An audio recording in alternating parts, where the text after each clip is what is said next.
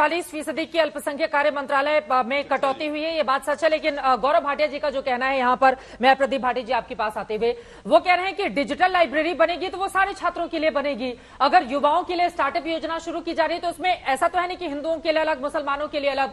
तो सबके साथ को लेकर अगर सरकार आगे बढ़ना चाहती है तो फिर उस मंशा से क्या देखे जाने की जरूरत नहीं है, या अलग अलग हिंदू मुस्लिम, इन जातियों को अलग, इन जातियों को अलग, ऐसे करके तो बजट नहीं रखा जाएगा ना सामने। ये तो कभी नहीं रखा जा सकता चित्रा जी, आप बिल्कुल ठीक कह रही हैं। और जिन लोगों के लिए भी हो रहा है अच्छी बात है। मैं ये जानना चाहता हूँ, बीजेपी ये काफी देर से मैं सुन रहा था, ये कह रहे हैं कि बजट हमने इतना बढ़ा दिया है, आएगा किधर से हो?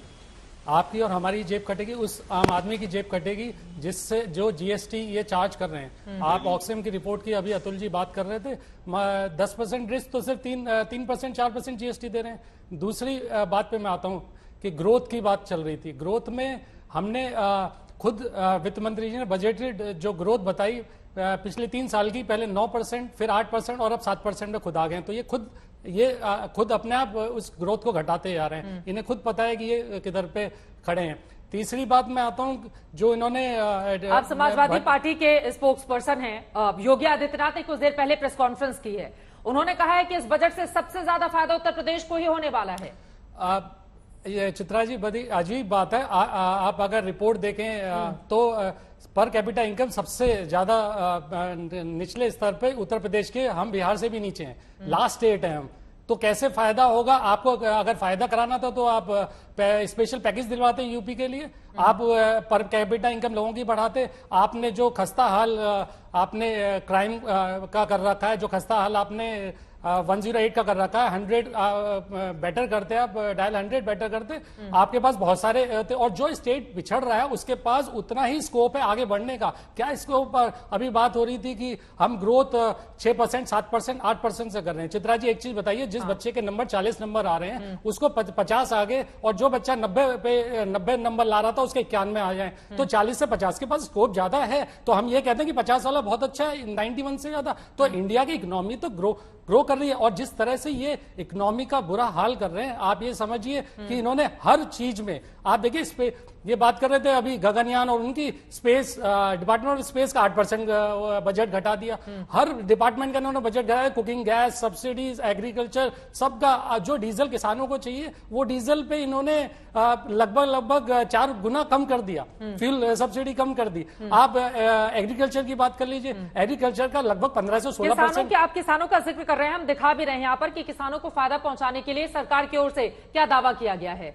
किसानों के लिए एक ही दावा, जो स्टार्टअप के लिए कृषि वर्धक निधि, मैं उसी पे आ रहा था, जो एक चीज दिखाएगी। बाकी तो किसान के बजट 3 एलोकेशन हुई है किसान को, एक 5% डाउन है, एक 13 और एक 12, ये 3 है। लेकिन आपने जो बात कही कि स्टार्टअप्स बनाई है, तक क्रेडिट कार्ड के जरिए ऋण देने की व्यवस्था, ठीक है, अब उस पर बात कर लेते हैं। अगर आपने कहा 20 करोड़ के बैंक क्रेडिट 0.5% है किसानों के लिए, 0.5% पे आप क्या किसान का भला कर देंगे? और 20 to 30% तो माइक्रो बिजनेस का रिजेक्शन है, 41% तो आप कैसे ये सारी चीजें कर देंगे? किसानों का तो कुछ। और स्टार्टअप्स की आप बात कर रहे हैं कि स्टार्टअप्स हमने इतना वो किया। स्टार्टअप्स आप देखिए 90,000 1 लाख स्टार्टअप अभी आज की डेट में। एक से एक ये लास्ट पॉइंट खत्म कर देता हूं। ये स्टार्टअप्स की आप बात कर रहे थे, 8 लाख खुद नीति आयोग का डेटा, 8 लाख लोगों को रोजगार दे पा रही है स्टार्टअप। दैट मीन्स कि आपकी स्टार्टअप चल ही नहीं रही है। आपने सिर्फ कंपनी हर साल बनती थी, कंपनी आज भी बन रही है, कल भी बन रही है। आप हर कंपनी को स्टार्टअप बना के दे देंगे, स्टार्टअप हमने इतनी बढ़ा दी,